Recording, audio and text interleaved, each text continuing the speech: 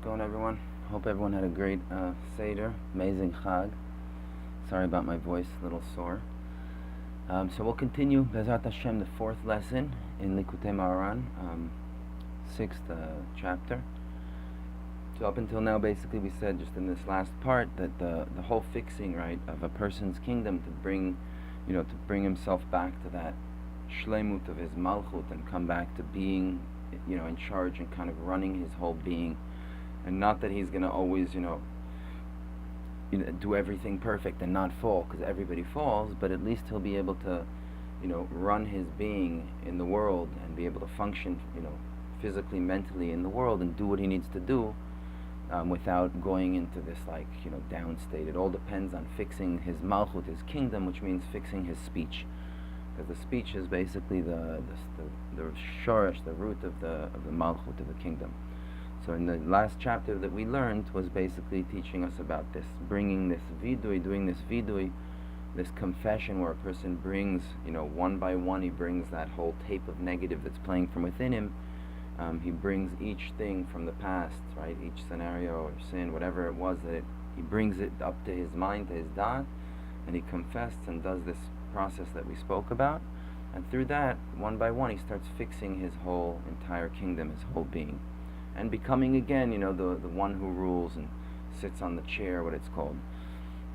Like in the prophet Yechezkel, where it speaks about the whole prophecy he had. So it speaks about, the angels and this, and it says there was a chair, and on top of the chair there was a human, right? Tzurat Adam, like there was a man sitting on top of the chair. So that's the shlemut, is to get to being where a person is like sitting on the chair, right? So his body becomes a complete chariot to his head. His head is just running the entire thing. So in the sixth chapter, let's start number 6. So by doing this process of vidui, right, and bringing in confession all of these things one by one, and fixing all of these negative thoughts and turning them into positive things. And by doing this, a person is basically, he says this is the aspect of bringing back the malchut, the kingdom, to its shoresh, to its root, where it needs to be. So all these sparks of holiness that are still in the exile, in the galut, for every person on a personal level, of all the things, the mistakes that he did throughout his life, the things that he looks down on himself about, and so on, all those sparks are basically his malchut, because your kingdom, right, your rulership, where you're completely in control of the entire picture of the Yetzer Hara, the other side doesn't have any, he can't, take you into down, start thinking negative about yourself or others or so on, like you're in complete control. That's the complete, getting to the complete, what's called Malchut de Kedusha, the kingdom of holiness, where a person is in a complete control of everything he does, right? And when he falls, he knows exactly how to deal with it and how to look at it in the right way, where it doesn't take him down, he keeps moving forward. So to get to this, it depends on all of those sparks of holiness that are right now stuck inside the other side. So when a person starts doing this process that we spoke about in the 5th chapter, what he's doing is he's returning and bringing back these sparks, little bit at a time. Every time a little bit more. Every time he does a confession, finds another little sin. It says in the prophet, in the days to come, when Mashiach comes, it says, Az yechupas avon Yisrael ve'eneno. We're going to be searching for the sins. Why? Because a person's going to want to find, every sin has sparks of holiness that are stuck from within it. And that's the light for my malchut. That's a part of me that I'm missing now. It's a part of the Torah, right? And I went over that part, and because of that, the holiness of that mitzvah went into the other side. And now I'm going to be looking for it, because that's a part of me. I want to complete my kingdom, right? The malchut de kedusha, in order so I could be in complete and total control and walk in the world, doing Hashem's, ratzon, doing Hashem's desire, revealing godliness from in the world, to the entire world. So we're going to be searching for it, right? That's what it says. So all those sparks is your complete malchut. So by doing this process of vidui that we spoke about in the 5th chapter, it's an aspect of returning and bringing back the kingdom, the rulership, this malchut, back to its shoresh, to its root, where it belongs. Ki shoresh ha-malchut, the shoresh, the root of the kingdom, of the malchut, is fire. Where do we learn that? What does malchut, kingdom, rulership, what does it have to do with fire? The rabbi said in Sanhedrin, Lama ta'an nevat shera'a sheyatza esh me'amato.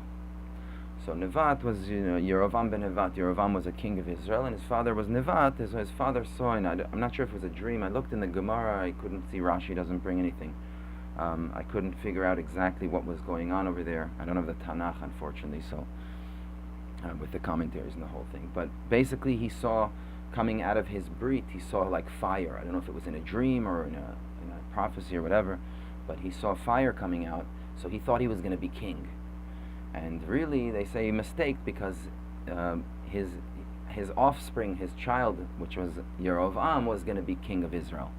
So he mistaked. He thought he was going to be king, and he tried to go and take the, force the kingship onto him somehow. I'm not sure exactly what happened there, but basically we learned from that that fire, right? The kingdom, the Malchut, the kingdom is called fire, and also so we see the shorish, the root of kingdom, because the shorish of Malchut is the king, like David HaMelech, right, who was the king of Israel. It's like the shorish of Malchut. Whatever the inyan of the Malchut fire, I'm not closed on it. I tried understanding it. I looked in the sources that I could find, wherever, and in the books that I have, I couldn't really find. I'm not closed on what exactly that it is, but kingdom, Malchut, and fire are the same aspect. The root of, the shorish, the root of kingdom, of rulership, comes from fire, and the Torah itself is also fire. We know the Torah is fire because that from there is the Malchut, is the kingdom, like it says, Alo kol dvarai ka'esh. So he brings a pasuk from Yirmiyah 23, that the word Hashem says, my words, the words of the Torah, are like fire. So in the prophet over here, it's basically talking about prophets who are, Hashem is like saying, I'm not just your God, right? I'll read it. It says, am I only your God from close and not from far? Meaning when you're close and you're flying and everything's doing great, so then I'm your God. But when you're far and you're falling into sins and you're in the pit, so then I'm not your God, right? It's basically the prophet's giving a rebuke to all of these false prophets, which, from what I understand over here, especially with this pasuk that Rav Nachman is bringing and the way he's explaining it, is he's referring to these prophets as it's really talking about people who are giving over Torah and teaching people, in the generation back then and obviously today, because every word of the Torah applies to us. And what they're doing is, like you see from the psukim over here, that Hashem is upset. This is what the prophet's saying, that God is upset with these prophets, with these people that are teaching the nation, and the words that they're giving over to the nation, what they're teaching them is not helping them. It's not getting them it's not giving them the strength they need in order to get out of what they need to get out to, in order to come back to their kingdom, to start walking around with their head up, feeling like they're ruling over the Yetzer Hara, and he's not, in control and sitting on the chair, and they're just kind of like the slave walking behind him and doing whatever he says. But there's a reason why a person walks around in the world and doesn't have that Malchut where he can decide what to do, what the right thing is to do, and he does the right thing, and when he falls, he deals with it the right way and moves forward right afterwards, and doesn't go into these dark, spaces where he has to get really far from Hashem. A person could serve Hashem and just be normal, just do the things that he could do, and all the things he can't do, and he falls in, he does tshuva and keeps going, and in that way, he's slowly climbing, because he's not falling into a down because of the things he can't overcome.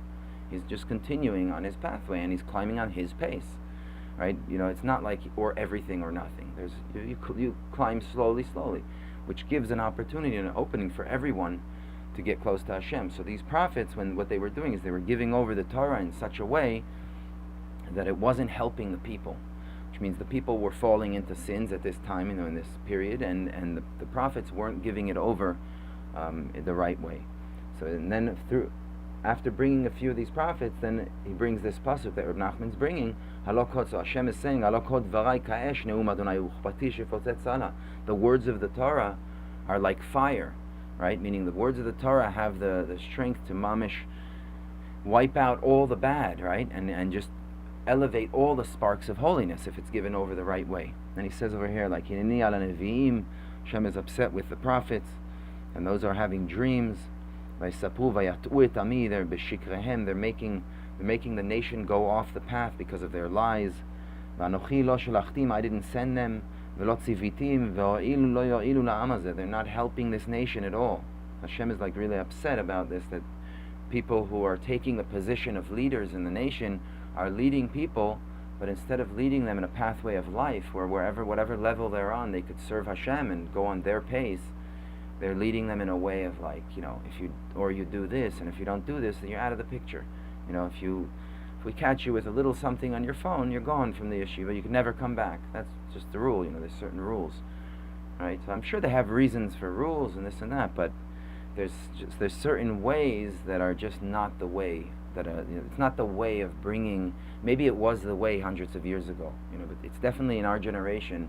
If you see what's going on around you, it's not the way to bring people who want to be close to Hashem and inside are yearning to be close, but are struggling because of the difficulties and because of their body and the world and so on, right? Everybody knows what I'm talking about. So they need to be able to serve Hashem on the level that they're on. From that level, climb one step at a time, and not feel like, or I have to become religious tomorrow, or I'm just completely off. It's not black and white, right? So that the way to give over the Torah, it has to be done in a way like the prophet over here is basically yelling at all these prophets, telling them that God is upset with them because of the way that they're teaching. So we see from this pasuk that Hashem says, my Torah that I gave you is like fire, right? And it could explode a stone, right? The stone, the Yetzer Hara, it could explode a stone. If a person even has the Yetzer Hara is like that stone, and his heart's like a stone, brings in words of Torah, the Torah could just wipe it out. Like Rav Nachman said in the first lesson, that the Torah is like the Vav, which is that staff that has engraved names of God. And it's like when a person's learning and bringing the words of Torah in and becoming that son of the king again, right? Bringing in those, obviously, again, I always want to just remind, the Torah and Tefillah that we're talking about is always, throughout the entire Likutei Moharan, is going to be talking about the Torah and Tefillah that we spoke about in the first and second lesson. So it's just important to remember. It's talking about specifically when a person brings, right? It's the two pathways of Hashem, like he says over there, Yesharim darchei Hashem, straight are the pathways of God. Pathways are the two pathways. Like we also said in the fifth chapter, he brought over here the pasuk to give an example that imavar al dibur shel alav, like if a person went over the lav of lo yeh lecha, that you won't have other gods, right? So the beginning of this lesson 5, right? Lesson 4, the beginning of it starts with Anochi Hashem Elokecha, Asher hotzeticha me'eret Mitzrayim bet avadim, right? I am Hashem your God that took you out of the house of slavery, and then you shall not have other gods on al panai, on my face. So these two psukim, it's brought down that the entire Torah, all the 613 commandments, the whole Torah is included from within these two. Anochi Hashem Elokecha, the first one, are the 248 mitzvahs of do, right? To do things, and the 365 don't do's are the lo yeh lecha. So it's in this. So basically, mishama malchut k'mo shekatuv. So from there, Rav Nachman says that the kingdom, right, the rulership where a person is going to have that firstborn right on the Yetzer Hara, it all comes from the strength of the Torah, from the strength of that kind of Torah, where a person is taking those words of Torah, right, the Torah that he fell in, and he's bringing it into tefillah, into prayer, and bringing it up before Hashem, and talking about all the things that he fell in, not hiding it, and not. That's if you look in Shlomo Melech, I was reading here in Mishlei. Soon he's going to bring Mishlei. He talks a lot about that whole idea of like that the whole reason why there's a blemish in my kingdom and my rulership, and which affects your entire life. How a person functions in the world depends on how he's running his being, right? How his kingdom is, and how he's ruling his kingdom. So by a person keeping his mouth closed and not talking about it, not bringing it into words, that's the destruction of everything. It's like a guy whose business is falling apart and he just stays silent, doesn't do anything of it, doesn't say a word, lets everybody do everything wrong, and his whole business falls apart. It's the same idea. That's basically what it is. That when a person, all the things that a person fell in and is struggling in and all that, if he just leaves them and just ignores them, they just get worse and worse and worse. And he can fix all of them. All he needs to do is bring it into speech. And you don't have to spend thousands of dollars on going to speak to psychologists and that, or going to these types of therapy where they basically teach you the same idea. If they're smart, they teach you this way of like going into that thing you're having a problem with, and then develop, turning it into a positive scenario like we spoke about. So it's not necessary to do that. A person could use his speech, he can fix everything. But it's a matter of taking all of those things that a person's being held back because of and speaking about them, bringing them into speech and basically fixing them, like we spoke about the last lesson. Like it says, so we see the Torah is also fire, called fire. It says in Mishlei, Bi melachim yimlochu. Bi meaning in the Torah, the melachim, the kings, have their kingdom, right?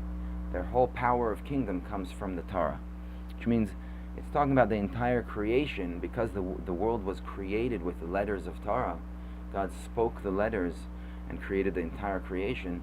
So that's why the letters correspond to kingdom, to malchut, and that's why as a human, by using your letters, your speech, that's how you run everything, because that's what it is. The same way God ran this world and is running everything, the way everything is, the light, dark, oxygen, wind, the whole thing, how everything is running, the four elements, the whole running of the earth is just through the words. It's all letters that are given. It's like a source of life, of letters that are coming out, and that's how God's running the world. So a person is like in the image of Hashem. He was created. It's like a little world. He's running his entire world through just letters, words. Right? You use words, you can build a family, raise your kids, give them good chinuch. It all depends on words.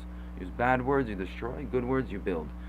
So that's basically what it is. So we see that the Torah, the rulership and the kings that have rulership and kingdom, it all depends on what?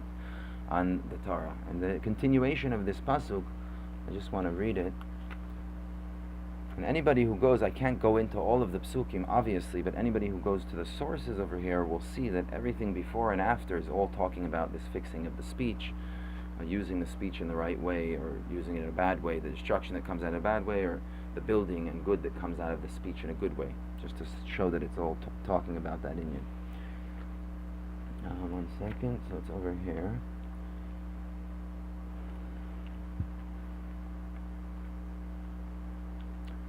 I'll just read a couple of the ones that I highlighted it, but it's all talking from the beginning of the chapter.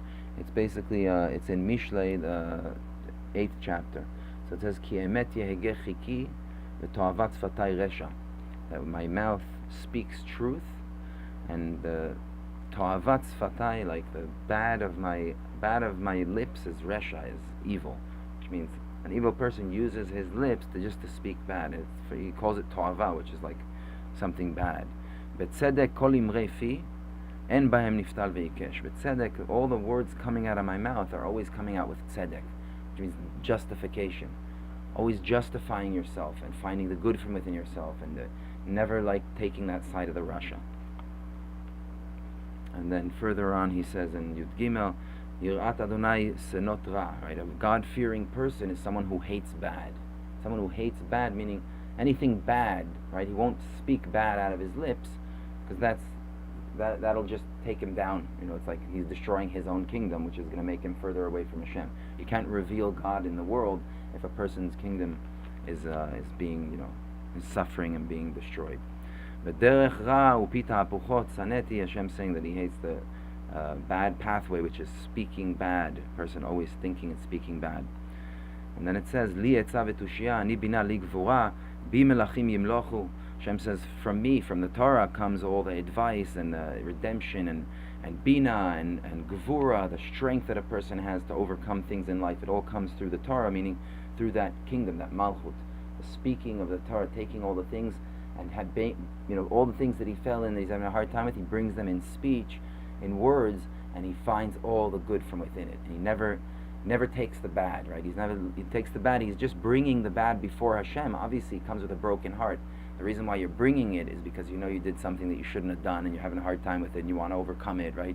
So your intention is obviously good while you're bringing it, and then you're finding all the good that you could from within it to always judge yourself in the way of a tzaddik.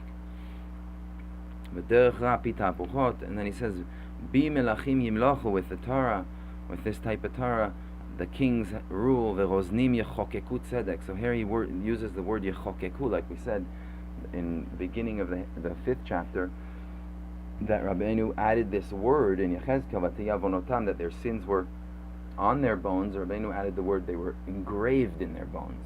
So over here we also see that he's using the Oznim, which are the, they have the kings, and then you have like the ministers, the ones that are close to the king, right? So they're the Yichokekut Tzedek.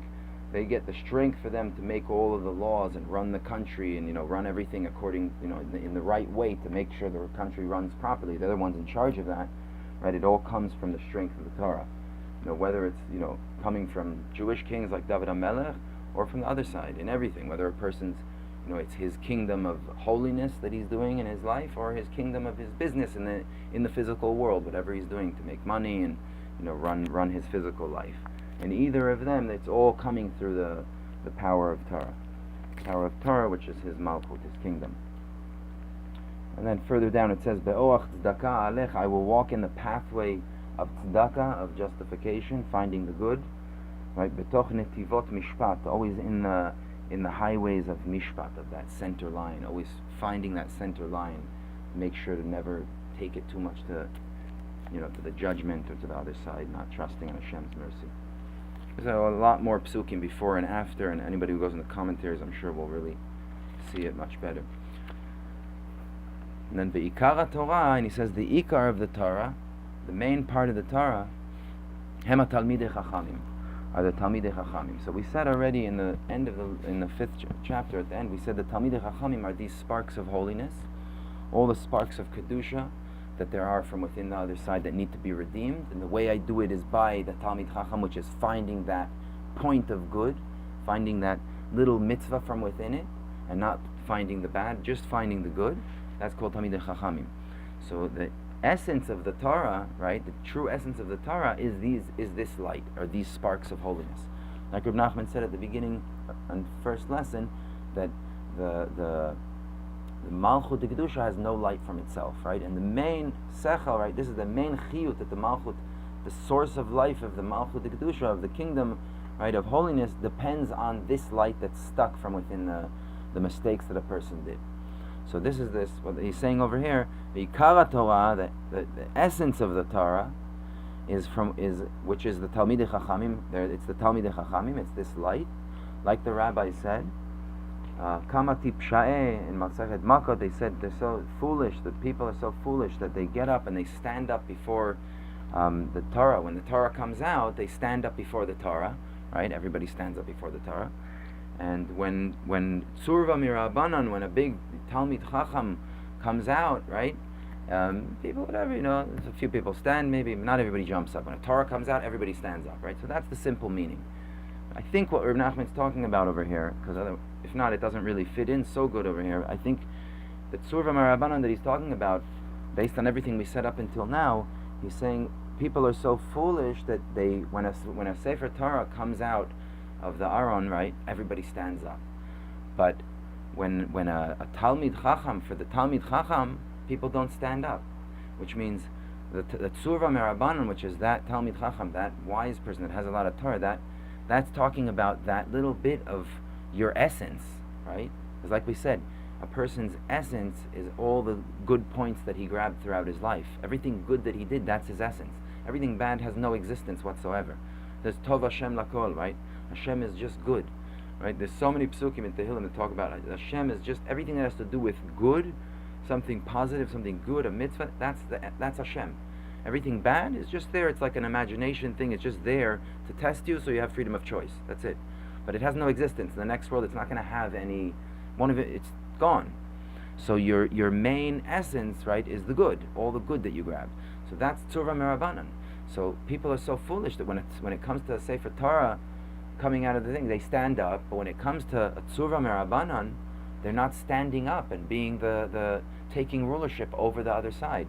Saying, yeah, I'm not going to listen to you. You're trying to make me look at all the Yetzer Hara, right? This is how you have to answer. You're trying to make me look at all my sins and all the bad things I did. I know I did a lot of bad things. Right? I know it's stuff that what you're telling me is true. I really did it. But why are you trying to make me look at that? I'm looking at these Tzurva Merabanan. I'm standing up and going to rule over you for these little things, for these Talmidei Chachamim. I think that's what Rabbeinu was talking about over here. That they don't. The Sefer Torah is a Sefer Torah, but this is this is the part of the Torah that's from within you. The Sefer Torah says, right, the Sefer Torah comes out of the Aron and people stand up. What does it say in the book, in the Sefer Torah? It says mitzvahs do certain things, don't do certain things, right? Okay, so that's what it said. The Torah didn't go over anything, but I personally went over specific things in the Torah, all kinds of things. So now I need to take all those sparks of holiness out and bring them back. So if I'm standing up for the Sefer Torah, for sure I need to stand up for the sparks of holiness, those words of those letters of Torah that are now on the other side because of me, because they fell. I need to stand up and be the son of the king, right? And take rulership and not let him put me in a moichin de katnu, then feel down on myself that you're not worthy and you did this and you did that. No, the other way around. If you're going to stand up before a Sefer Torah, you have to for sure stand up before these Talmidei Chachamim, which are these sparks of holiness, even if it's just a few little sparks. You stand up before them and you take the rulership and say, this is my essence. I'm still the son of the king, right? This is what I'm focusing on. And I judge the entire thing that I fell in favorably. Find nekudas of zchut from within it and stay the son of the king. Don't let him put you down and take your position. So I think that's what he's talking about, because that's kind of like what we were saying earlier. And then he says, V'zeu, and this is what it says in Bamidbar, Kol davar asher yavo ba'esh ta'aviru ba'esh. Everything that gets impure through fire, so you have to put it in fire to make it pure again. Right? If it gets through fire, let's say you had some utensil that fell into like a fire, and it got, with non-kosher for whatever reason, you have to take it, you torch it with fire, you purify it, right? So so davar, we said in the first lesson, that the word davar, he actually brought it in this lesson, he mentions it in the first lesson, hints it, but in this lesson at the beginning, in the fourth lesson, we said the word davar corresponds to kingdom, to malchut, dabar echad ledo, which means a manhig and a moshel, a ruler. So the Torah is saying, kol davar asher yavo ba'esh, something that's malchut, which means these sparks of holiness that fell into the fire, because the other side is also called fire, and the Torah, the letters of the Torah, that we said the Torah was also fire. So all these letters of Torah that fell now into the other side, it's the aspect of malchut, of kingdom, shenimshach b'toch hatumah. These words of Torah, which is fire, these letters fell into the impurity, into the chamimut of the Yetzer, where the Yetzer Hara overcame the fire of the Yetzer Hara. When a person's Yetzer Hara gets hot and fire, right? So he fell into that. It fell into this fire. K'mo shenura be'amram. So what is the fixing? What do you need to do? How do you purify it and take out those sparks from that sparks of fire that fell into the fire? Ta'aviru ba'esh. The way to take them out is take them out with fire. So everything gets fixed by its root. Like the way to fix something is, how did it get blemished? Based on how it got blemished, that's how you fix it. So if it fell into like a pot of water that was bubbling, and it got it's not kosher now, so you would take that utensil, and you would need to kosher it by boiling a pot of water and putting it into the pot of water, right? But if it fell into a fire, into flames, the only way to purify it would be through flames, right? The water wouldn't work it. The way it gets impure, that's how you purify it. So when a person fell in certain things, right, all these letters, Torah is the fire, these letters, right, they fell into a certain sin. So the way to purify them and bring them back is through fire. Tikuno al yedei esh, the fixing is through fire. Hainu vidui dvarim lifnei talmid chacham, which is the vidui dvarim, where a person brings these words, and he brings them before a Talmid Chacham. So vidui, when a person does confession, it's an aspect of judgment, right? He's in a state of judgment. He's basically judging himself. He's bringing these things that he fell in, he's having a hard time with, and he's bringing them before Hashem. He's creating a din, a judgment, which is fire, the aspect of fire. V'zeh lashon avera, and this is the lashon, the word avera. When a person does a sin, right, goes over the Torah, it's called avera in Hebrew. So why is it called avera? שהצירוף של עבירה עובר בתוך עצמותיו מעבר אל עבר. That the tziruf, the sin, avera, goes through his bones from one side to the other, which means it completely consumes, it takes over his essence, his atzmiut. That's what we said earlier about the rulership, that it takes away when a person falls and doesn't. Obviously we're talking about a person who's not going through this process of trying to fix the things and work, like do that therapy to deal with that tape that's playing all this negative stuff that he did in his past. He just leaves it. So what happens is the avera, it's called avera, sin is called avera because it goes from one side of his bone into the other side, all the way through it, from one side to out the other side.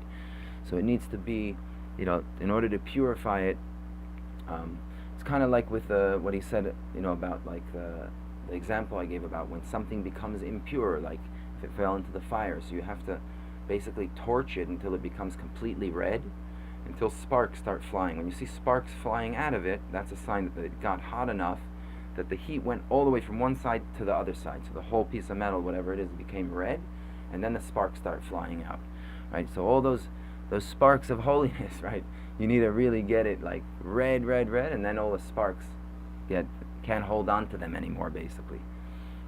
So when a person does this vidui, which the vidui is fire, right? It's bringing its judgment, it's fire. He's bringing these words of sins into this confession. So what happens is all those sparks of holiness that have been stuck all this time on the other side, they come flying out and become a part of him, and reconnect his mind and his heart. Mitzvah, so that's the word of avera, and the mitzvah, the word of mitzvah, which is a mitzvah, is like tzavta, is connection, hitchabrut. When a person does, plenty of mitzvahs, what it does, so all of the different parts of his bones that were broken, right? Because we said that the sin breaks because it goes from one side of the bone to the other, so it creates like a separation, right? The malchut d'kedusha is when all the 613 bones, ligaments, everything is tied in and everything's in its exact perfect place, right? In a physical way. So that means that his malchut d'kedusha is like complete. All the letters, everything's in the right order. The whole Torah is like set up in the right way. But as soon as he goes over a certain thing in the Torah, he flips it because he did the opposite of what it says. He changes the order. So like a certain ligament or bone kind of moved out of the plate. Then that one moved. They just kind of move around. Obviously it's not in a physical way. It's all in a spiritual way, but it has a physical effect on the person in his life. How he's running his kingdom and how his kingdom is running for him, right? So the process of vidui is basically taking all of those bones and now putting them like the mitzvah. When a person does because the Torah said, "Chui machem dvarim," take words of confession, take vidui dvarim, and bring them before Hashem, and through that you fix everything. So what you're doing is it's a mitzvah. So when a person does another mitzvah, what he's doing is he's putting back in the right order every single one of those bones. That is kind of like the combination of letters, because the bones, like in our physical body, right? That's why the Torah has the 613 commandments, which correspond to our bones and ligaments, or the same number of bones and ligaments and veins or whatever, right? It's 613. But this is just like we see in front of us the physical body, but really we're talking about the Torah, all the 600,000 letters of the Torah. That's what it all is. Because it's all letters. Everything is letters. The entire creation is all letters, right? So it's the bringing back into the right order those combinations of letters in order to fix my malchut. So like we said, that example of a person running his company, you sit properly and you make a whole list of the orders you're going to give out to all the workers, right? And which comes first, and then that one and that one, in order to build. Like at the meal, somebody told me that the Shah in Iran, he wanted to give back the land, because the land was owned by, I guess, some rich people owned all the land, and the farmers can just work the land, took a percentage. So what he did is he gave back, they did a whole ceremony, they have it, they filmed him, he was giving back the land. And he took the army and divided it into three, where part of the third of the army was became basically teachers. They were going and teaching because people didn't know how to read, write. So he did, but he said one of the problems that he did, which is the reason why it didn't work, at least with the farming and that, is because he said that he gave back the land before the teaching process. So what he should have done is send them in to do the teaching, teach all these farmers how to read, write, education, and understand business, how the whole thing works. They didn't realize that they're their vegetables that they take out, whatever, some truckloads, and they send to the city. They didn't realize the whole city is kind of functioning, there's food because of this. They didn't understand the whole idea that how big their effect was, because there's one simple farmer, another one, and all together they were feeding the big cities. So he said what they did is the Shah basically gave them back the land before educating them, and that's what caused the whole downfall. They came to the city one day, the cellar, whatever, and they saw lights and this, all the things, and they just basically left the land, they sold the land, and then took the money and went and lived in the city, and there was a famine, there wasn't enough food, and Israel had to come in and send food, and it was a whole problem. So you see that if you don't run the kingdom properly, right, if a person doesn't run things in the right order, right, if it's not in the right order, so everything, you just can't run the business. So that's basically the inyan of bringing together all these words and bringing the vidui and starting to put back everything back in the right order. That's the lashon of the word mitzvah. Mitzvah means it's a hitchabrut. All the bones, all the letters are starting to come back and blend in with each other. And this person's starting to run the kingdom again. So all of the broken bones, broken letters come back together, like it says, shomer kol atzmotav. That Hashem, the tzaddik, Hashem protects and guards over all of his bones, which means the essence of a person. Right, the Rasha wants to come, in that pasuk there, I think it, Tehillim, Lamed Daled, let me just see what it says, quickly.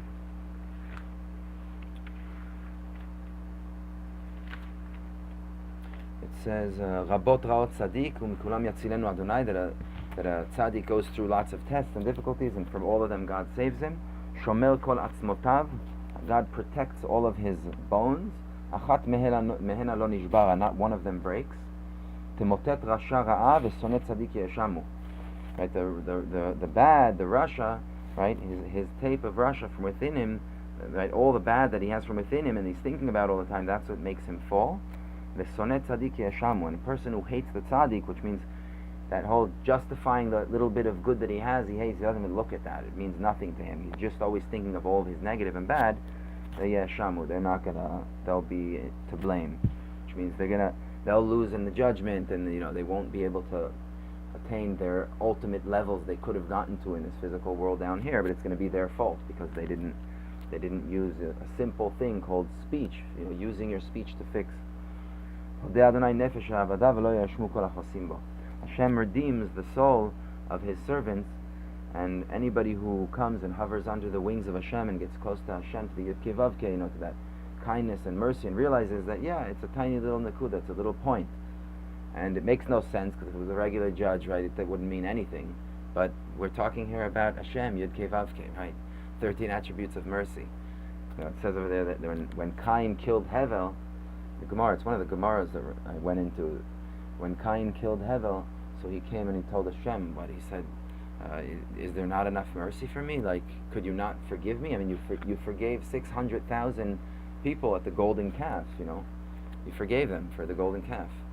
Just because of one little thing Moshe Rabbeinu found, like a little mitzvah that they had. So you can't forgive me for one sin? That was one of the tainas he used, where Hashem had to say, of course I forgive you. Because how could you not, right? Even Menashe, they bring over there Menashe as well. And Esav, all three of them. So Menashe came and was praying to all of his, he was a king, he did awful things, but he got caught by the enemy. They were about to kill him, and he just was praying to all of his gods. Nobody answered, and then he prayed to Hashem, to the God of his forefathers, and he said, if you don't answer me, then it means you're just like the rest, So Hashem had to, Rav Gudlevsky once said that the reason why Hashem answered him and saved him from that situation he was in was because if he wouldn't save him, then God forbid, it would show that, that God has mercy, high levels of mercy, but to that level, where it was someone who was a king in Israel and did idol worship and the worst things you could imagine, made the entire nation sin and go away from Hashem, right? That for someone like that, then, there's a limit to God's mercy, God forbid, right? That's what it would have shown if he wouldn't redeem Menashe, so he saved Menashe as well. Another thing that was actually interesting over there, in that Gemara, I just thought it's connected obviously to the whole thing here, is that it says that Shechem, the city of Shechem, is a place. Rabbi Yossi comes and says that the Shechem is like a place of puranut, that heavy things happen there, because Dinah got raped over there, and Yosef's brothers sold him. It happened in Shechem, and the Malchut, the kingdom of David HaMelech, when the kingdom of Beis David was split, it happened also in Shechem. So I was thinking that it's interesting, because that whole idea of that we were talking about this whole time, it's dafka in that Gemara that's related to right over here. It's in Sanhedrin Kuf Aleph. Whoever wants to look, Kuf Aleph, the second page. That Dinah corresponds to that, that little spark of holiness, right? When a person falls into a sin, into a place of judgment, right? He fell into something, the Torah says not to do, and he fell in it. So it's like a state of judgment. Now those sparks of holiness fall into the other side. So that's like, Shem ben Chamor, who went, and he was the one who took her and raped her. right? And we're talking about a daughter of Yaakov Avinu, right? Yaakov and his sons correspond to the Malchut of Kedusha, right? So like a spark was taken from them and it was like brought into the other side, right? So that and the other thing that happened there is that Yosef HaTzaddik's brothers sold him in Shechem, and so the tzaddik got sold. So what it's coming to teach us is if a person sells the tzaddik, meaning like the psukim we just read, and if you look there in Mishlei, there's 2 pages there all about the speech of a tzaddik, a person who uses his mouth to speak words of a tzaddik, and the blessing and goodness and that'll come into his being and into his how he runs everything in his life. And in the other side, the person who speaks, and always goes after that tape of the Rasha. It's crazy, right? The 2 extremes. So when they sold Yosef HaTzadik, it happened in Shechem.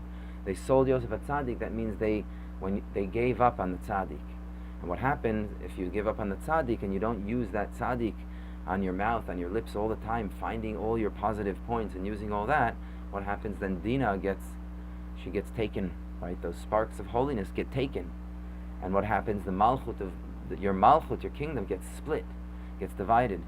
Now your malchut is like stuck down here, and Esav's on top, the Yetzirah is on top, ruling over you. So malchut of David gets split, and it's because of the brothers selling Yosef HaTzadik, which means when a person gives up on that tzaddik aspect, and through that, Chas v'shalom, Dinah, which corresponds to those sparks of Kedusha, gets stuck in the other side.